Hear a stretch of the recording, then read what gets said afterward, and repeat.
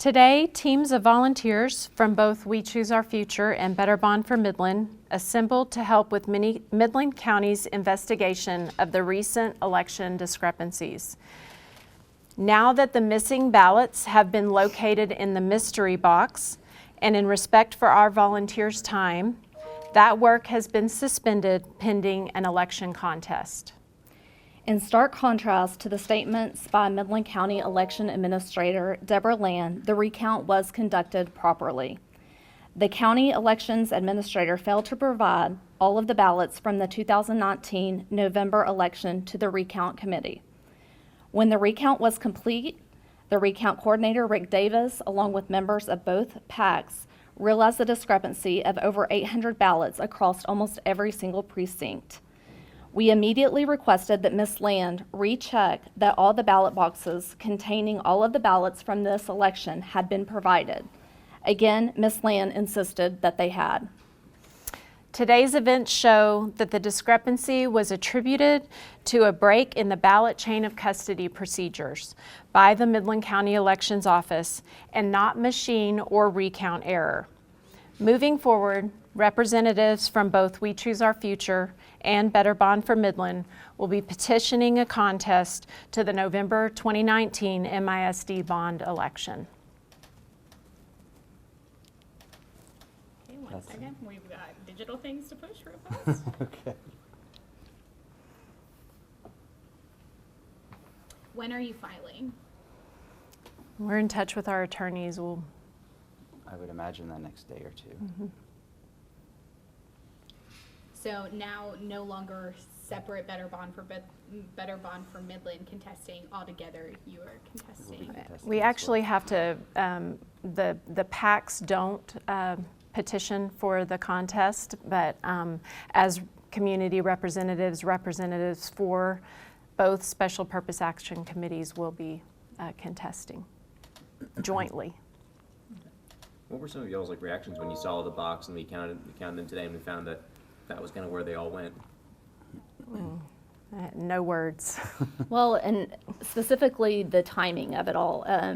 Thursday we were about ready to dismiss, to start again on Monday to get the new court order, and all of a sudden we found a ballot box, and it was a ballot box that wasn't just missing, that was specifically asked for on Recount Night.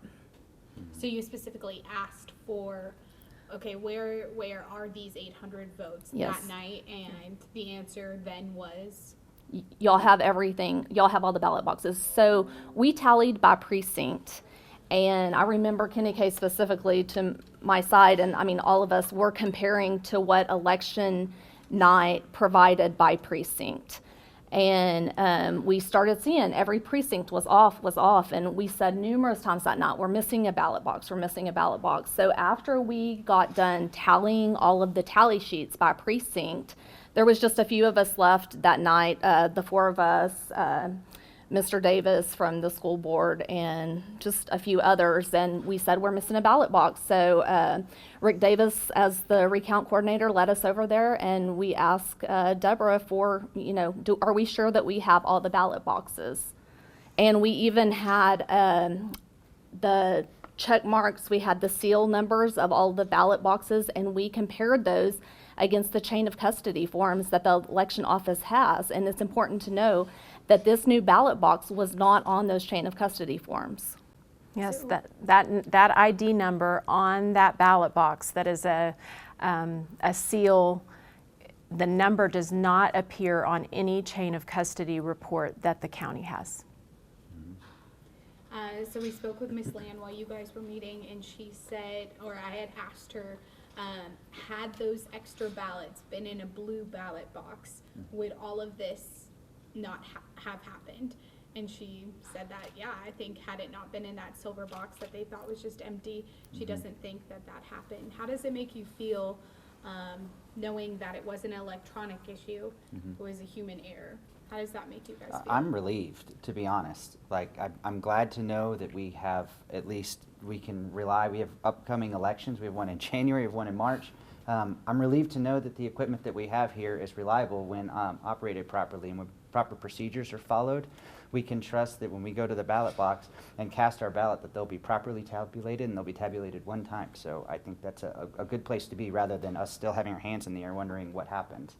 Right. Right, now it's just the human procedure of making sure that all of those ballots are handled properly and the chain of custody is done properly. That's the part here that needs to be remedied. Mm-hmm. I think we can throw in there too is a little bit of irritation from the standpoint of the taxpayers. This is costing all of us money, and besides the time and going forward. So I think that's one of the other components of this is that we are going to have to pay for the contest on both sides, and so that's going to cost individuals money going forward with the mistake from the county. Do you know how much that'll cost?